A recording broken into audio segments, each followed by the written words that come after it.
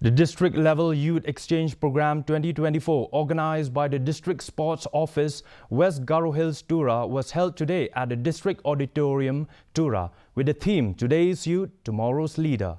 The event aimed to inspire young people to become future leaders. In his address, Saljagring M. Marak, the District Sports Officer, emphasizes the importance of youth leadership. Several competitions were held, including a science mela, quiz contest, folk songs and poetry. Actually, after organizing this district level youth exchange program is to bring the youth to know the cultural activities and to showcase their talents and all. In this way, they will go. By this, they will go to the other districts and they can share the culture to the other districts.